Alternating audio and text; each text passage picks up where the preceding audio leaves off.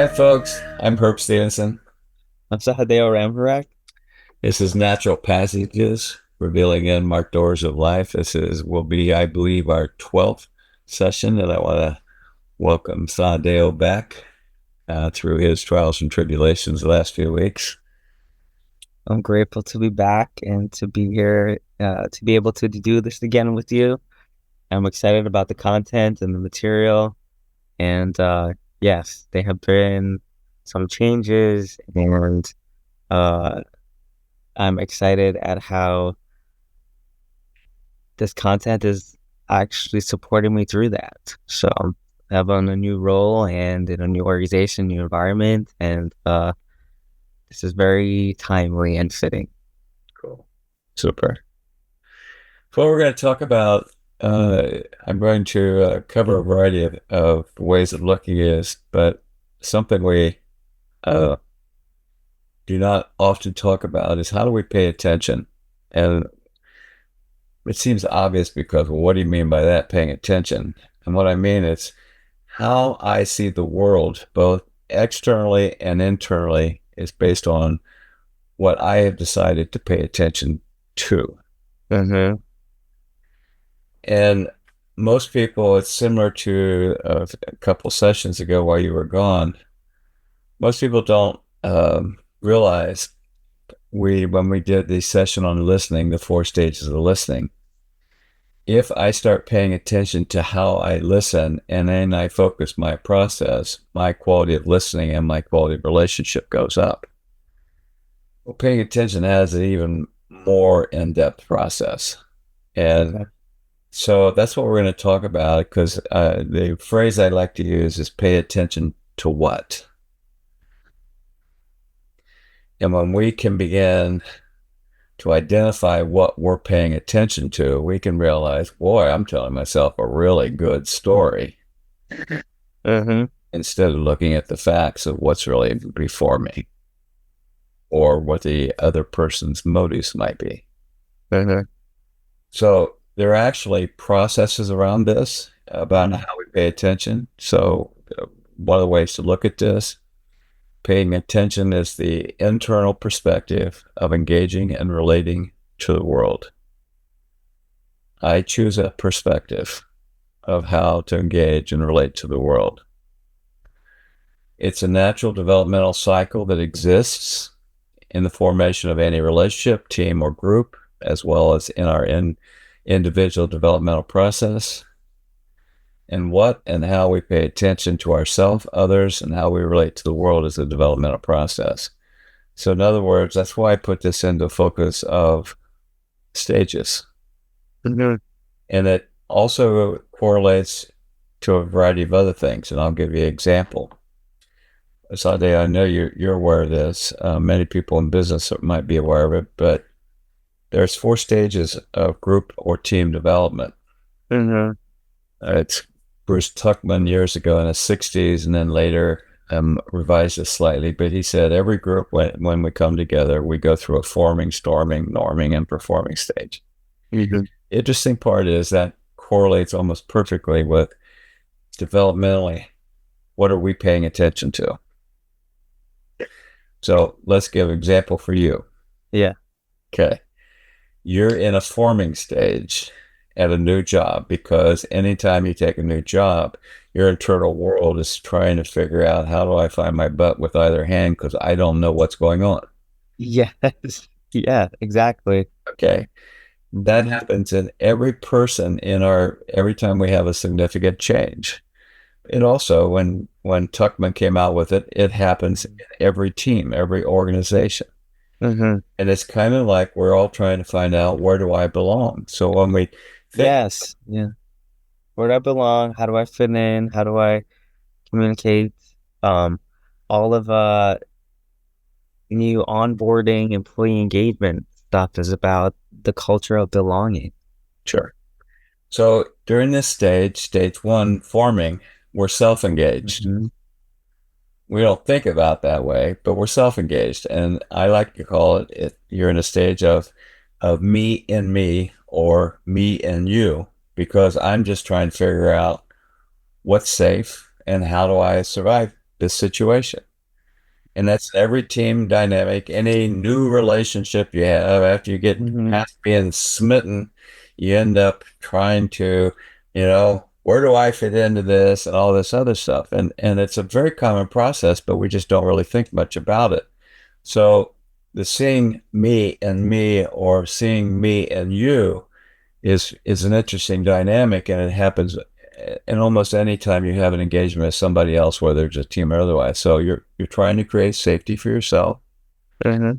We have a tendency to talk nice. Hmm. We're confluent and mirroring the other person. Oh, how sweet, and all this kind of stuff. And I'm heavily I and me. I'm just trying to find who I am, or as I said to you a second ago, I'm trying to struggle finding my butt with either hand. I just feel lost. So tied to that is another aspect of this very beginning process, which is I'm worried about my self image. I don't want to screw up. I don't want to look bad. Yes. All this stuff is happening to us anytime we go through a stage of paying attention. And the problem is, it is a constant process in the sense of, let's use you. Your prior job, you were there for 5 years, you built this nice, loving relationship, you knew how you fit, you knew you were having an impact, and then suddenly that none of that's here at this new job. I don't know. I feel like I'm just turning around lost. Yeah, Don't so know what where I fit about in. myself? Yeah. My whole identity is not the same anymore. It's like the ground just is gone. True. So my internal world in this situation is frequently we might start off, but we learn to not say what we think because we don't know what the rules of engagement are. I'm Yes. speaking from what I think you want to hear. That's the I in me also being the I in you. So I'm thinking, that's arrogant as hell, Mhm. that I know what you want to hear. Yeah. I use polite routines, empty phrases that are nondescript. I'm viewing basically as on myself, just trying to figure out how to fit in. And I'm looking for me in you. I'm trying to see a reflection that says this is a safe person to work with. And Yeah. this happens in every team, but this is the internal process. What I'm paying attention to is my internal process that is actually mirrored and reflected in every team member when you start a new team. Okay. Tell me more. Like, give me an example. You have a brand new team. Yes. They I'm want going to to be know forming one. Yeah. you're trying to form one. And some people are going to feel more comfortable in talking to you, and other people aren't going to say anything. Mm. They're going to be looking for dynamics. Are you safe? Yes. Doing the same thing? Can I trust you? Yes. Can I say I it? literally am asking this them and trying to create that like psychological safety component. Are Right. you trustworthy? Can I share information with you? Are you offended by what I think as a new person? Um, are you open to feedback? How do we communicate? So here's the problem that you're setting yourself up with. You're asking all those questions, and you're in the forming stage. Yeah. Of course, they're going to tell you they are. Yeah. They're going to say, I'm trustworthy, Okay. as they bite their lip. And it's not meant to be malicious. Yeah. It's meant to be, I'm trying to find a safe place to be. And so if we remember, whether you use Tuckman's 4 stages of team and group development, or you use this, what am I paying attention to? There's a natural progression of saying is I'm paying attention to too many of these other things. How do I move myself? And the second thing that Tuckman called it is the storming, but it's actually the differentiating stage. So I'm at a place Mm. where it's me or you. Right. Okay. You have a little bit of that going on right now in your new organization. You're trying to differentiate and find your place. So you thrown a few requests Yeah. out there that kind of went splat in the floor. Yep. And so you're trying to differentiate. And part of what happens when we do that is that creates all sorts of other dynamics, which means we can create conflict. So oftentimes we get caught in this in between state. So it's an energy dynamic of storming, which means finding the boundary between. Yes. What is our boundary? Is there going to be an inclusive one around us, or is this just going to be separate? Hmm. So, based on your personality, you're either going to debate or you're going to defend. You might talk tough, but you're seeking to be differentiated and potentially separated so that you're who you are. Hmm. But I'm an I and it.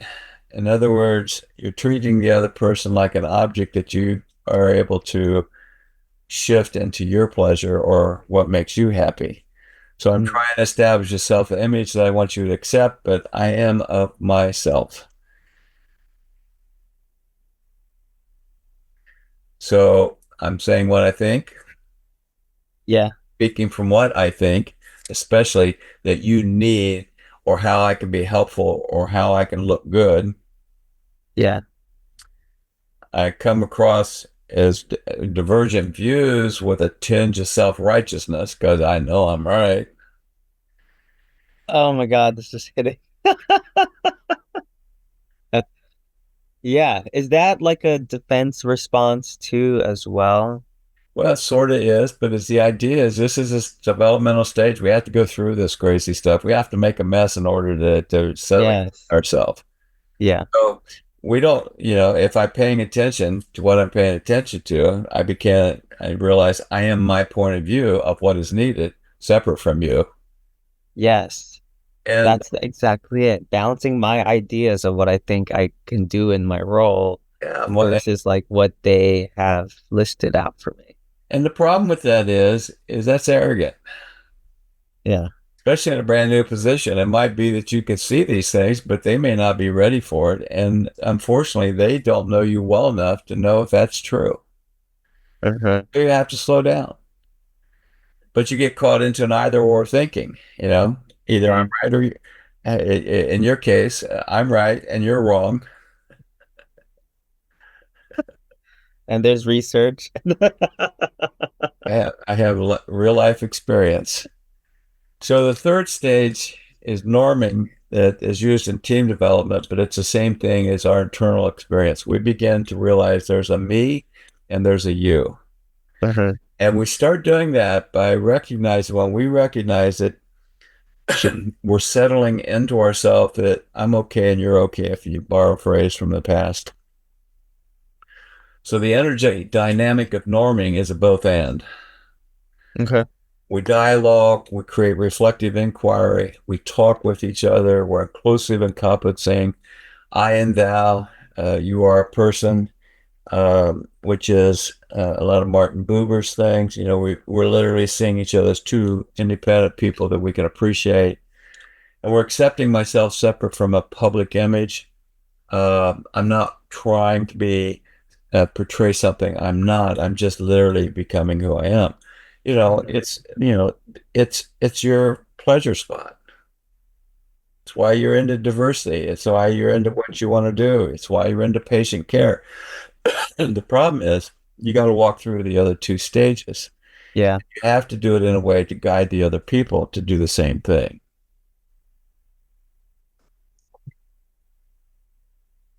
So how do I do that?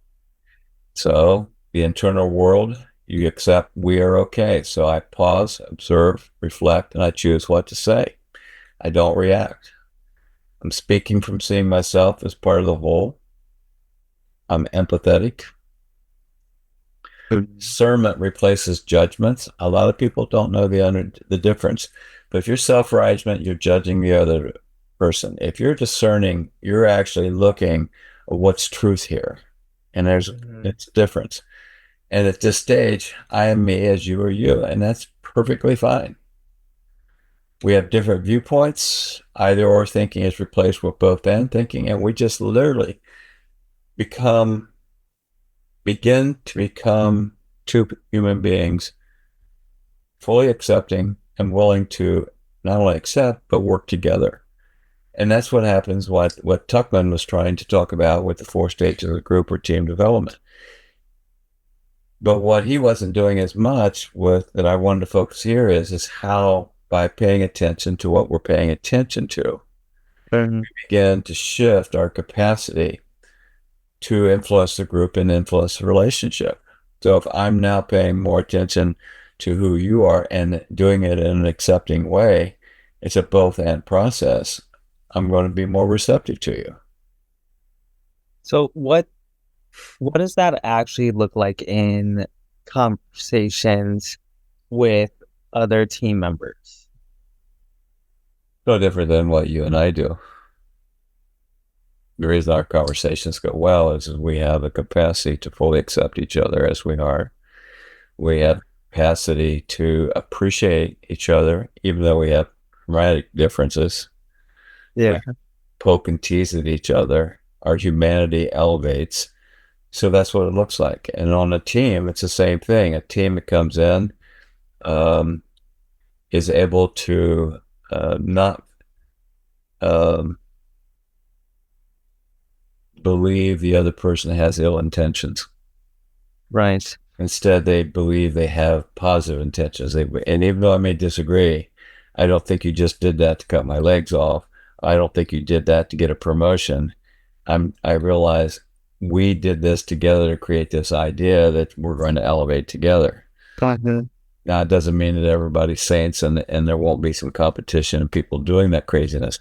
But at a team level, that's what happens. It starts normalizing appreciative behavior, or as you prefer, forming a culture of an empathy and caregiving culture. Knowing this allows you to pay attention to what you need to do, and it takes time, especially with the Mhm. new organization. Now I see it as you are right. It is crucial. Even though I know it, I can't jump in and start approaching that or telling people to act and behave in these ways. And we know that that's like the best practices. But what I'm seeing is you have to go through the forming and storming part to actually build the foundation for true appreciation in a team. So that's why I like rewards and recognition programs sometimes. We roll them out, but it's not landing with people in a way that's meaningful or stick or that they recognize or that they care. So the employee of the month just becomes like a routine program. Hey, let's do this to show appreciation, but the relational, how we created a whole team together. True. So part of the issue for many organizations is because they don't develop sufficient trust in the Mhm. organization. Um, they stay in the storming stage. Now, Yeah. storming stage is interesting in one respect. The storming stage is, can I trust us to deal with conflicts in a way that's not harmful to me personally? Yes. So if you Yeah. disagree with me, instead of taking it personally, Uh-huh. I can have my emotional reaction and saying, I don't agree with you. That's very passionate to me about it, but I'm not going to attack you because I disagree with you. So Hmm. personal attacks fall away, and we just have a conversation of disagreement, and it can get very, passionate. I don't have a problem with that when people get passionate about it, but the minute they cross the line and now they're in attacking, they've now backed up to a lower level of development because they're worried about competition or they're worried about something else, and have not actually joined the group to be into a norming place. You just showed me how this Tubman's model of forming, storming, norming, performing, it establishes is a model of establishing psychological safety. Yes, it does. There's a completely different, it just opened my eyes up to a completely different approach to take. I came in, and you're right, like what we are paying attention to. And because of my last organization, this one, I know that that's the foundation that as a culture that it needs to be built upon that. But we can't get there, and it's very simple and very clear here without forming the team. What does that look like? What's the strategy? And then that's doing exactly what we're talking about here, which is So creating the safe space to have the storming. And that in and of itself is what models the behavior of creating the foundation of psychological safety with everybody. yes. So the difference of what I've applied here from Tuckman is Tuckman was talking about group dynamics and was not really talking as much about the internal experience of what everybody's paying attention to. But as a leader, if you understand that process, Uh, each step progressively builds trust, psychological safety, and a willingness to be vulnerable enough to be successful. yeah. And so this is where it comes back to revealing in marked doors is we're bringing presence back into a model that has been successful for probably almost 60 years.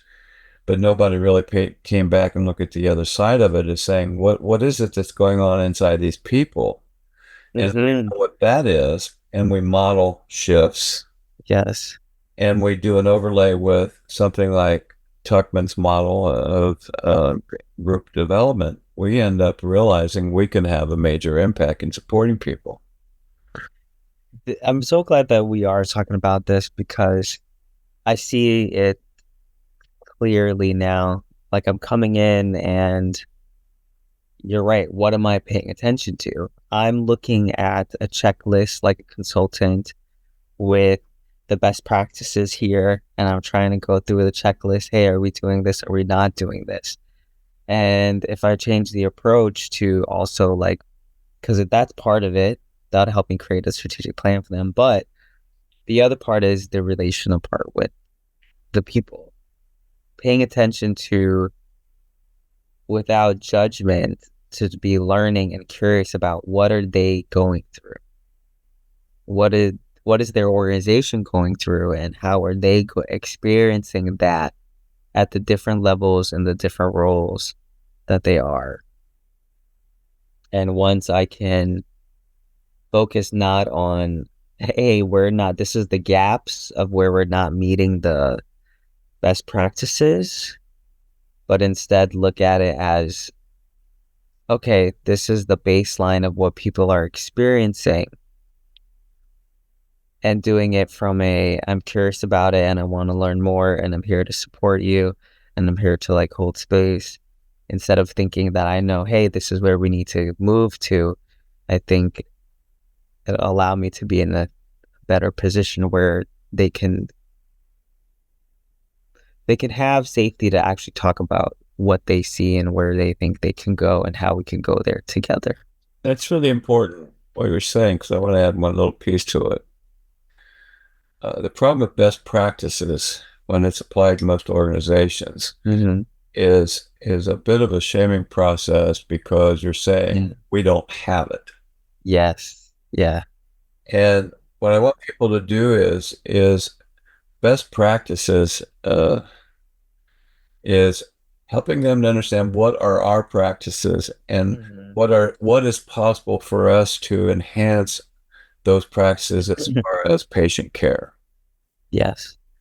And if we want to define it as best practices, then it's our best practices, Yes. not somebody else's. Right. It's our best practices. Yeah. So that's where some of these things happen is the breakdowns, because if you're a team member and your boss is coming in and throwing all this stuff out, oh, we're going to attain this, rah, rah, rah, kick him in the knee, rah, rah, rah, kick him in the, people get tired of that. The Mm-hmm. cheerleading. Yeah. And what they really are saying is, help me relate to how this is going to work for all of us.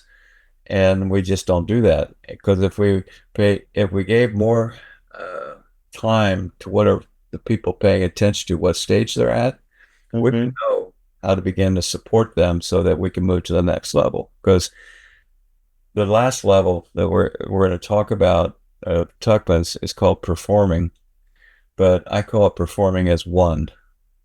Mm-hmm. It's a we. Mm-hmm.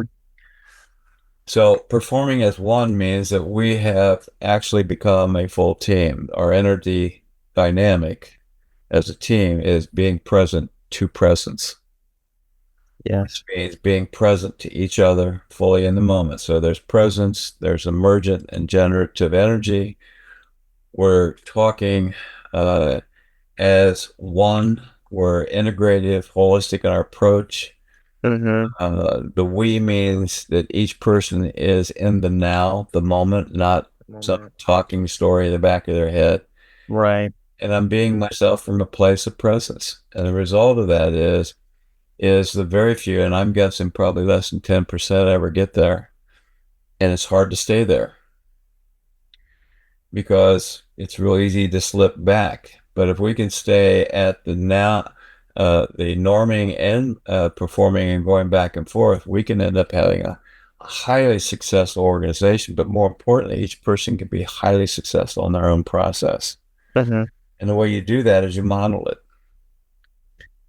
Now, when you say that, right, you model it for a leader or for a new person coming in, what does that look like? If they're leading teams, does that mean they're modeling the behavior, they're leading it? Are they teaching other people about it and demonstrating it and showing how they're doing it?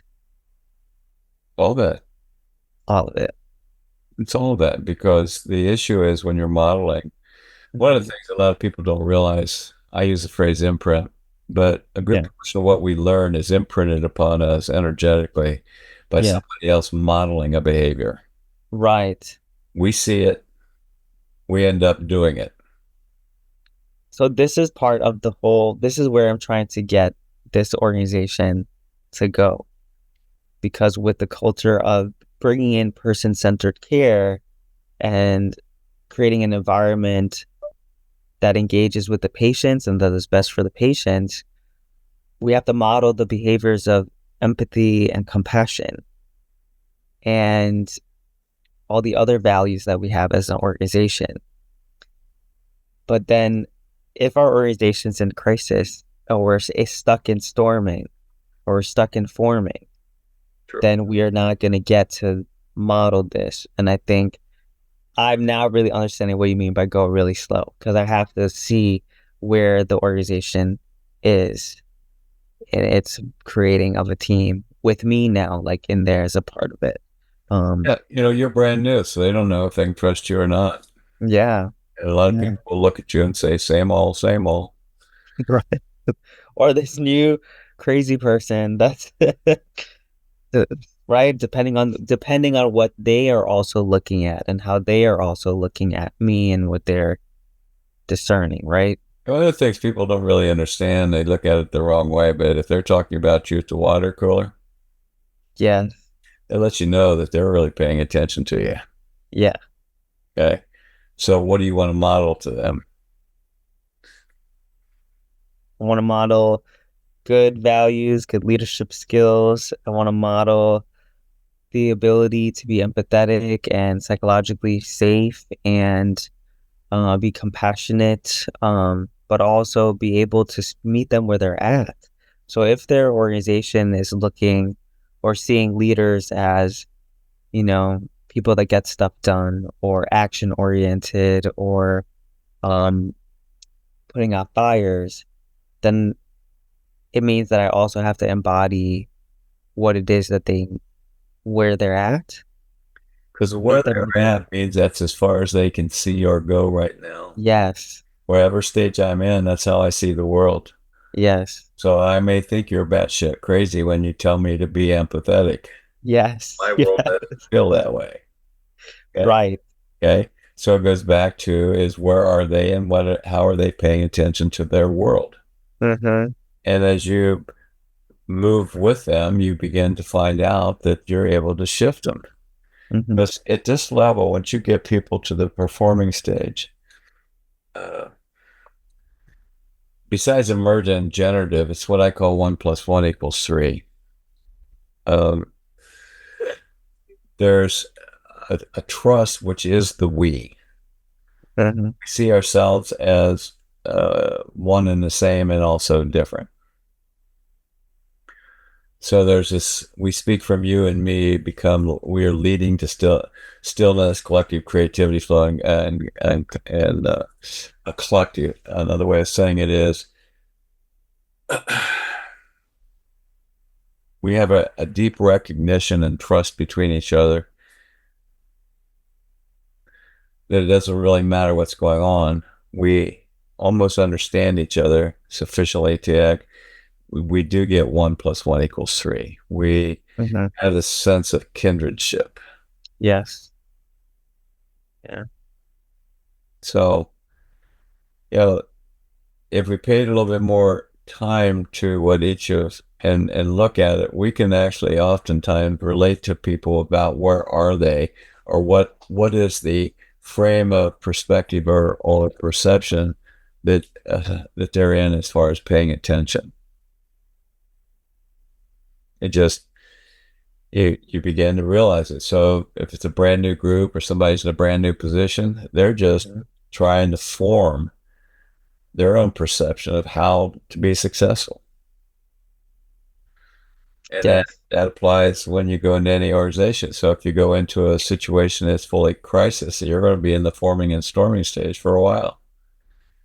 Yes. And not trying to like push them past, but I think that's the hard part is meeting them. The but being present, if I'm being present with people, then I'm going to meet them where they're at. And that's the one thing that I think from our experience together and learning is the one tool to be able to like implement and bring and do, which is bringing being present with people as I'm engaging with them, not in my head about this is my experience, this is what I could do. You might need that to establish relationships, but each person is so different, right? Like some of the people in the hospital they want to know my background. They want to know my credentials. They want to know that. Other people want to know what is my vision. They Sure. want to know what I have to say. Other people want to know what do I have permission to do? What am I going to ask of them to do? Um, You're just going through all the processes that people do, and we do it automatically. And then the question is, if they are individually going through the 4 stages, mhm. team is going through the 4 stages, how do I support that so that we can not only support them individually to move up, but also the team to move The up? And tears you're move dealing with out. 2 levels of system now. Yeah, And that then begins to have an impact with the third level, which is the organization. the organization. Instead of trying to move it all at once. Yeah, because, you know, I told you, uh, people keep coming in with these idealistic thoughts of saving an organization. And then the question is, does the organization need saved? They're just Right. not reflecting what you want it to be. And who Mhm. made you God? Exactly. That's So not when the job title. so when you accept yourself and you accept the organization where it's actually at, you begin to have the capacity to influence it and support its growth and development, which in your position, that's what you're supposed to do. It's how can I support it, but also do it in a way that's constructive and the person or people can do it. The only thing that comes right to my mind was just the word like compassion and modeling that and demonstrating that and showing that support for the people in there. Well, you compassion is one thing, consistent values and boundaries also. Right. Also, Okay, yeah. so we go to Yeah. compassion. Okay, you want to feel fluffy because for some people that's it. But if they understand that they got to the point where they realize your compassion is genuine and you do have a clear set of boundaries and a clear understanding of the circumstances, then there's potential for compassion to rise. But Mm-hmm. the other thing that you struggle with, even though we all want to be idealistic and saying, patient care should be perfect, it's Yeah, our job being in a medical community. it is. And it's very hard. right now. And it's very hard as well with, let's add the layer of trauma. Let's add the layer of our, our patient population and what the world is going through post COVID. How have we all as human beings responded to that? Knowing our patient population because they have different needs. It's a safety net. Well, my current location is a safety net hospital, but um, I think the patient population definitely informs how we respond, and then also like who and how we hire Uh-huh. as well. Um, are you hearing that? Yeah, hold on a second. Yeah, Um, we're gonna have to backtrack. yeah.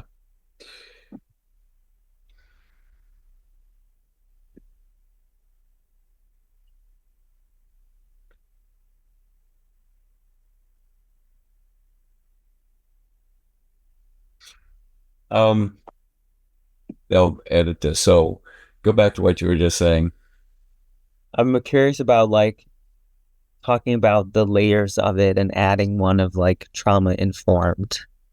So thinking about even the patient population, where we're at as society in healthcare post COVID, a lot of organizations, you know, you have to like go back and understand how we functioned before COVID and how do we get back there, but can we go back there since COVID really changed the way people worked, how they created teams, even how we interacted as human beings. Well, all that's true, but it still comes down to is just paying attention to what you're paying attention to in this moment. Mhm. It'll come out. Has COVID changed everything about how we do business and how we live our lives? Yes, it has, even in ways we don't even understand. Yeah. Uh, does trauma inform people's ability to what they're going to pay attention to? Absolutely. The average person in trauma is in state of hypervigilance. And Mhm. so their capacity to go through storming and get to norming is more difficult, more challenging. Mhm. All of that's true. So all those things are in the background, but instead of getting into becoming a psychotherapist about this, the idea is what are they paying attention to and how do you support them to rise to the next level? Don't getting into the deeper part of what's going on is psychoanalysis. And what I'm interested in is be a coach of how do you support them to learn how to do something different than they are already doing. Yeah. And if we do it that way, you know, less drama. I realize that's a little bit of a challenge for you. The private investigator of the universe. Got to get to the bottom of it. But you're